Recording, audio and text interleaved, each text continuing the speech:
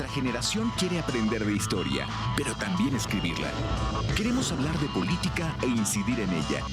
Queremos escuchar, pero también ser escuchados.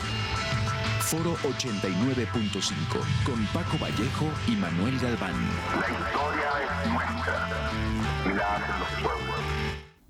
¿Qué tal? Muy buenos días, bienvenidas, bienvenidos a Foro 89.5, esta mañana del 15 de mayo del 2025. Como siempre, un gusto llevar una emisión más de su programa, extender un gran abrazo, una felicitación a todas, a todos los maestros, a todos los involucrados en esa labor tan importante que es la educación de las juventudes de nuestro país. Un abrazo, un reconocimiento y bueno, recordar que tenemos el teléfono en cabina para que lleguen sus comentarios, sus opiniones sobre los diferentes temas los diferentes temas que abordamos en este programa. El teléfono en cabina 4421-9212-93 y al 4421-9212-00 con la extensión 37120. Si llegan sus mensajes antes de que termine el programa, con mucho gusto les podemos dar lectura. Muy buenos días, Manu, ¿cómo estás? ¿Qué tal, Paco? Muy buenos días. Saludos a todo el auditorio y saludos, como comentas, un fuerte abrazo a todos los maestros en este gran día. Para ellos y para todas, muchas felicidades. Así es, pues bueno, comentamos la semana pasada, Manu, cómo pues las posturas de Estados Unidos en diferentes rubros, en diferentes áreas, pues ha venido apretando y sobre todo creo que también el fin de semana, después de esta reunión bilateral que hubo entre precisamente Estados Unidos y China, pues se sintió envalentonado, ¿no? Se sintió como que ya cierta parte de pues la incertidumbre económica que se daba al interior de Estados Unidos estaba resuelta y aprieta todavía más a México. Entonces hoy vamos a comentar algunos temas que nos parecen interesantes sobre cómo ha estado Estados Unidos presionando a México para que nos alineemos. Hay que recordar que anteriormente, cuando Estados Unidos imponía una política o trazaba un proyecto desde la Casa Blanca, pues México seguía, ¿no? Sin cuestionamientos, sin pues levantar la voz, sin cuestionar. Y ahora pues nos encontramos en una situación diferente, pero al mismo tiempo igual de delicada. Sí, hay una política totalmente de intervención, no de forma directa, sino se han estado viendo las pinceladas que va mandando por diferentes canales. Es más, lo último, el día de ayer antier se llevó a cabo una convención bancaria y en esa convención bancaria estuvo presente el gobernador del Tesoro de Estados Unidos, precisamente convocando, invitando a los banqueros a que generen la mayor cantidad de candados para evitar que el crimen organizado esté lavando dinero. Como ese tipo de cosas, podemos verlas así por todas las instituciones de forma sistemática. Así, si es que sí hay una intervención de forma constante. Y aquí lo interesante es que solamente se escuchan discursos de sí vamos a mantener la soberanía, sí vamos a mantener, pero no se ven cambios significativos que pudieran contrarrestar esa presión que se está haciendo por todos los canales, ¿no? Se está filtrando, en pocas palabras, Estados Unidos entre todas las diferentes instituciones y los ámbitos económico, político, social. Sí, uno de las excusas, de los argumentos que se ha manejado últimamente por Estados Unidos para presionarnos ha sido la cuestión del crimen organizado, ¿no? Y ya también le habíamos dedicado aquí algunos programas donde hacíamos visible que esto no es una situación solamente nacional, no solamente es de México, sino es un problema transnacional desde las materias primas con las cuales se producen pues estos estupefacientes, como pasan por nuestro país, por Canadá, seguramente por otros países que también no se han mencionado, y llegan estos productos a Estados Unidos y bueno, las consecuencias terribles que llevan a su población, pero decíamos, ¿no? Para que lleguen ahí debe de haber quien las reciba, debe de haber quien las distribuye, debe de haber quien junta el dinero recaudado de las ventas de estas drogas y luego este dinero pues se utiliza de diferentes formas también para sostener el crimen organizado, ¿no? Entre unas de estas se compran armas que cruzan la frontera, que ha sido uno de los temas que ha estado pues México levantando la voz y exigiendo a Estados Unidos que haga algo respecto a esta situación. Ahora, Estados Unidos ha estado presionando para llevar un intervencionismo militar en nuestro país, ¿no? Y aquí creo que empieza a extenderse las contradicciones, porque ¿cómo es posible que en nuestro país tengamos que poner a los muertitos, tengamos que poner la violencia, tengamos que sufrir de todo lo que implica, ¿no? Ir de frente contra el crimen organizado? Tenemos la experiencia claramente desde el 2006. Y entonces México poco a poco ha venido haciendo un esfuerzo importante por detener a estos criminales. Se detienen algunos, el Poder Judicial en algunos casos ha liberado, muchos casos ha liberado, y ahora lo que sucede es que incluso México, tratando de sostener esta complicada relación que ahora se tiene con Donald Trump, se manda a esos criminales a Estados Unidos y resulta que allá este señor está negociando con ellos, ¿no? Al grado que ya la familia del Chapo Guzmán acaba de cruzar casi prácticamente toda la frontera, en el sentido de que ya sienten que allá hay una negociación y es más sencillo estar allá en Estados Unidos que en México.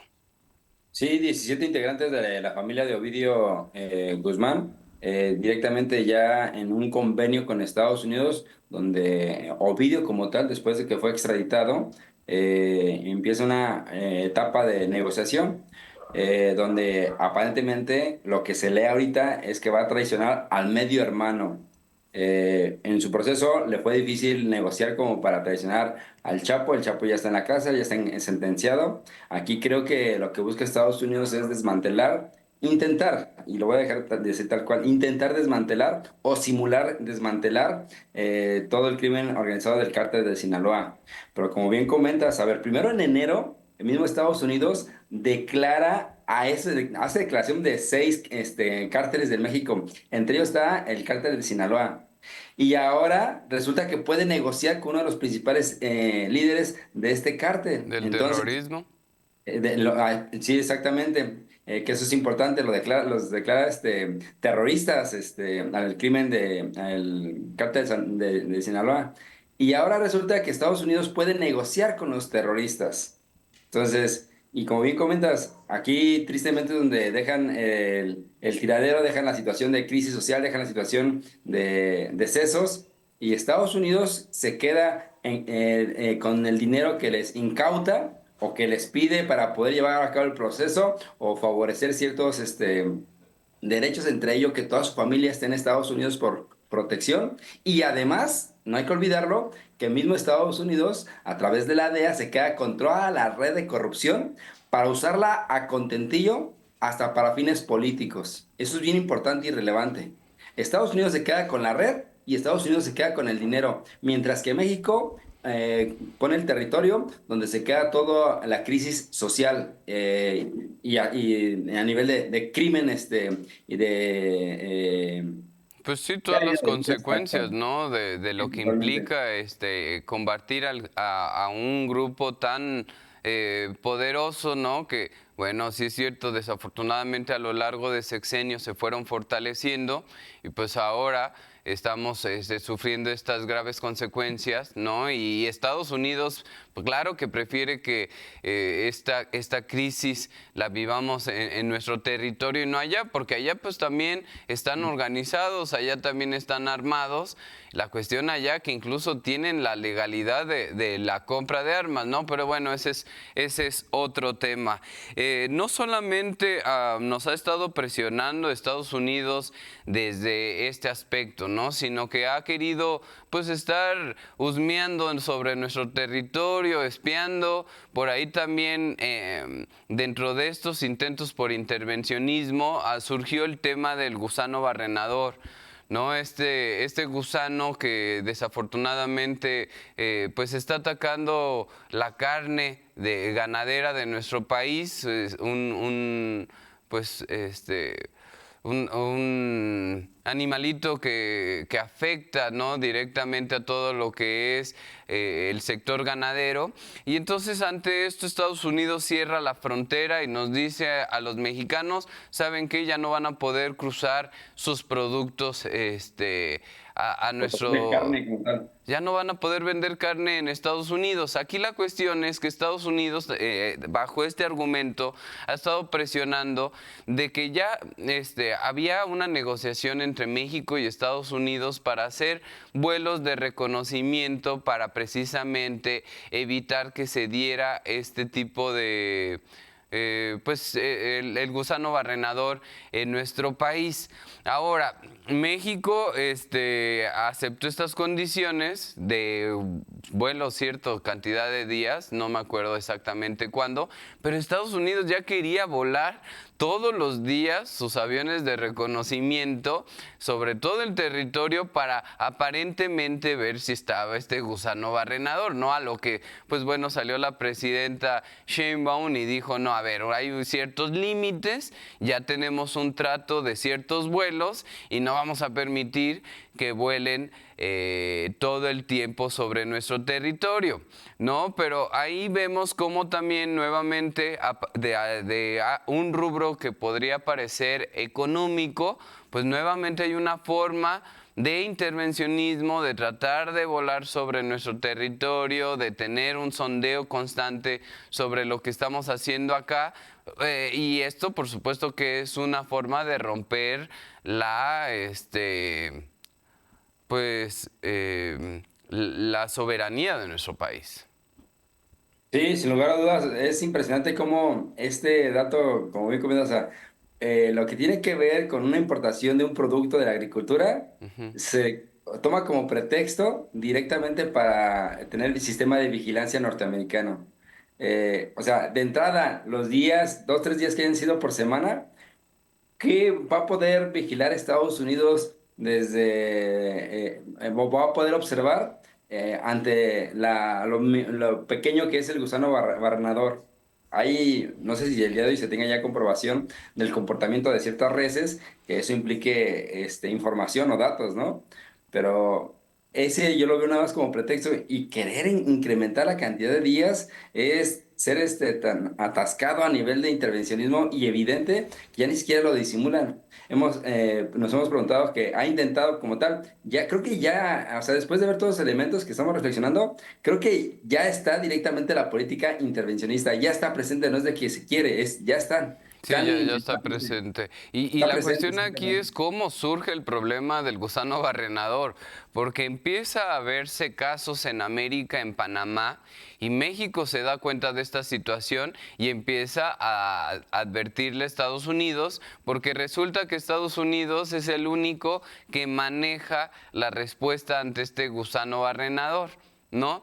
Entonces México le dice, a ver, está esta situación en Panamá, necesitamos que atiendas y sobre todo que nos apoyes a México con el antídoto para poder, que también es otro animalito, para poder tenerlo en nuestros espacios, evitar que llegue el gusano barrenador. Bueno, total que Estados Unidos nunca atendió este llamado por parte de México y ahora que ya tenemos el problema encima, quédense con su carne, quédense con el problema y si quieren que tengamos nuestro apoyo van a tener que atender nuestras exigencias, que es permitir estos vuelos, y bueno, toda la lista que a veces ni siquiera tiene que ver con este tipo de productos. Sí, y aquí para cerrar, creo que vale la pena reflexionar históricamente. Ya en un momento, en el siglo pasado, 40, 50, Estados Unidos generó una agenda en la cual le pidió a México y América Latina en su mayoría que tenían que desaparecer una gran cantidad de reses que se utilizaban todavía en ese entonces como sistema de apoyo para sembrar. Y lo que hacen es aniquilarlos precisamente para preparar el campo para empezar la venta de los tractores, que en aquel entonces empezaba el proceso. Entonces, no dudemos que esta intervención o insistencia, más allá de la situación de la crisis del gusano, traiga una agenda económica para intervenir o importar ciertos productos. O más que ello, creo que el fin último es esta agenda de seguridad que es la que está queriendo controlar Estados Unidos bajo pretexto de, ¿no? Sí, bajo pretexto. Y fuera de eso, bueno, ahorita veo que llegó por ahí una llamada, con mucho gusto leemos el mensaje, pero Estados Unidos no se ha detenido ahí, sino que además ha estado impulsando algunas iniciativas que en verdad son muy, muy, muy delicadas. Por mencionar una, bueno, vamos a mencionar dos, que es una iniciativa para los medicamentos en Estados Unidos y también algo de las remesas de los migrantes en Estados Unidos. Estas dos iniciativas, híjole, la verdad es que ojalá desde Estados Unidos haya presión para... sobre todo en la cuestión de las remesas, la cuestión de los medicamentos es un poco más compleja. ¿Qué está proponiendo Trump en la cuestión de los medicamentos? Estados Unidos es uno de los países que sabemos que la salud es de la más costosa a nivel mundial, y entonces una de las propuestas de Trump es que se baje el costo de los medicamentos de forma importante en Estados Unidos. Bueno, qué bueno por por los gringos, por los estadounidenses, ¿no? Que de alguna forma, pues tener acceso a medicamentos más económicos, por supuesto que va a ser importante para su comunidad, para el pueblo de Estados Unidos. Sin embargo, veamos lo que está proponiendo. Como Estados Unidos sabe que estas grandes empresas tienen un gran poderío económico y político, pues no puede solamente decir de un día a otro vamos a bajar en un 1000% el costo de los medicamentos en Estados Unidos, porque pues se le vendrían encima estas grandes empresas que tendrían pérdidas económicas multimillonarias. Y entonces les dijo, ¿saben qué? Necesitamos que cambien los precios en Estados Unidos. Y ¿dónde va a equilibrarse el ajuste de estos precios? Pues en el costo que le van a dar a los países que compran sus medicamentos. Y esto perjudica directamente a los mexicanos, a las mexicanas, porque estamos comprando precisamente los medicamentos en gran medida en Estados Unidos. Si esto llegara a cambiar, el costo de los medicamentos en México y no hablemos en América Latina y todos estos países que constantemente están buscando los medicamentos más económicos, pues verían multiplicados los costos, lo cual pues traería una carga muy, muy pesada para precisamente todos los países del mundo. Y creo que esto es como el fin, la esencia del trumpismo, ¿no? Que es, hagamos que los demás paguen lo que Estados Unidos quiere dejar de invertir, que todos los demás sufran las consecuencias. Sigue siendo el capitalismo voraz, ¿no? Sigue siendo hacia el exterior, saquemos, hacia el exterior, presionemos, exijamos cosas irrisorias, porque si no les retiramos apoyos, porque si no les retiramos nuestro mercado, porque si no retiramos la inteligencia en materia de seguridad o en materia de investigación, etcétera. Es muy, muy complejo lo que se está viviendo ahora por parte de Donald Trump. Además, como decíamos, que se siente fortalecido por ciertas posturas que se han venido acomodando sobre las grandes potencias a nivel global. Y una vez más vemos un acto político de proteccionismo del principal estado, estado o país como tal, que maneja una política de mercado libre.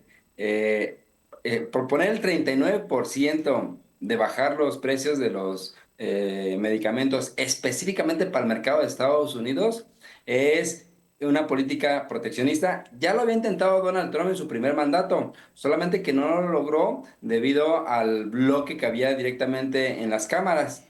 pero ahora tiene mayoría y Tiene sin ningún mayoría. problema puede pasar.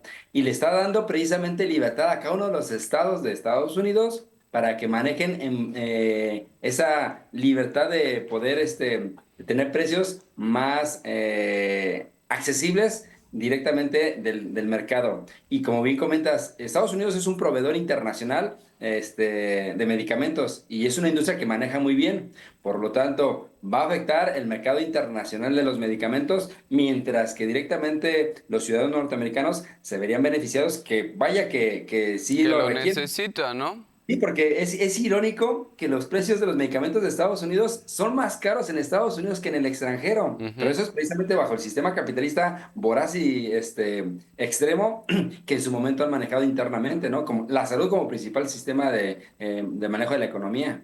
Así es, entonces pues bueno, ahí vemos cómo esto nos va a afectar y México no se ha quedado con las manos cruzadas, ¿no? En ese sentido, pues ya ha habido pláticas interesantes con Brasil, creo que de esto podemos profundizar un poco en los siguientes programas, pero por ahí se acerca un tratado probablemente con Brasil, lo cual sería importante porque Brasil precisamente es el segundo país más productivo de medicamentos, ¿no? De este rubro farmacéutico en América. Entonces, de ahí, de alguna forma, se está tratando de cubrir la posibilidad que se promueve desde esta iniciativa en Estados Unidos. Ahora, ¿qué sucede con los migrantes y sus remesas? Aquí está otra propuesta también bastante delicada y es Estados Unidos sabe que hay mucho migrante y que precisamente estos migrantes envían remesas de forma importante a sus familiares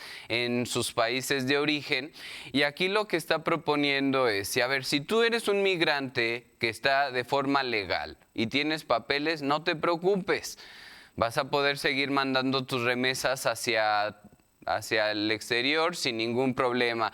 Pero si eres un migrante que no tiene papel, y aquí no están dando papeles, siguen necesitando fuerza de trabajo en los campos, siguen necesitando fuerza de trabajo en las ciudades, y entonces siguen llegando migrantes, pero estos migrantes, además de que no les dan derechos, además de que no les pagan un salario justo, precisamente porque no tienen papeles, a la hora de mandar sus remesas a sus países, se les quiere cobrar un 5% de lo que estén enviando para que se quede esto en Estados Unidos. Díganme si eso no es una grosería, no es una ofensa, no es una...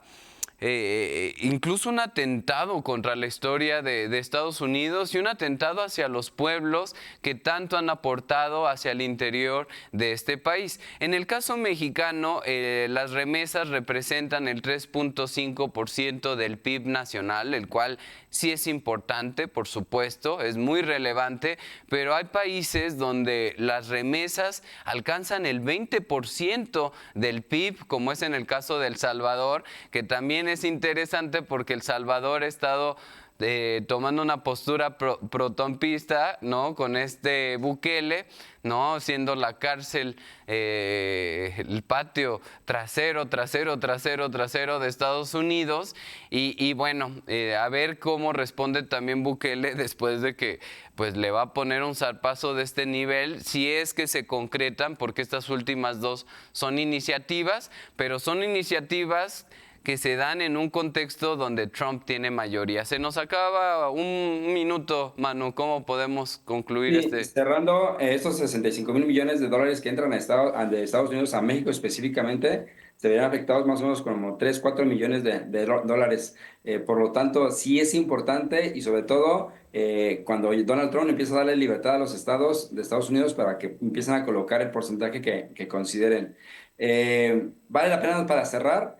El Senado de la República de México directamente envió una carta en contra de esta política. Y ahí sí vale la pena resaltar que se sumaron todos los partidos. Sí, Morena tuvo la iniciativa, se suma PAN, se suma PRI, se suma Movimiento Ciudadano todos. y todos los demás partidos, precisamente en oposición. Creo que algo que no se puede tocar y que ahí sí estamos todos unidos es los migrantes que Así van a es. trabajar al extranjero y que precisamente dan riqueza a Estados Unidos. Bueno, pues se nos acaba el programa. con estos Esta es la forma como Estados Unidos nos ha presionado. En el siguiente programa podríamos hablar cómo México está respondiendo ante esto. Bueno, queremos agradecer como siempre su presencia. Foro 89.5, nos vemos el próximo jueves. Hasta la próxima. Nuestra generación quiere aprender de historia, pero también escribirla. Queremos hablar de política e incidir en ella. Queremos escuchar, pero también ser escuchados. Foro 89.5 con Paco Vallejo y Manuel Galván. La historia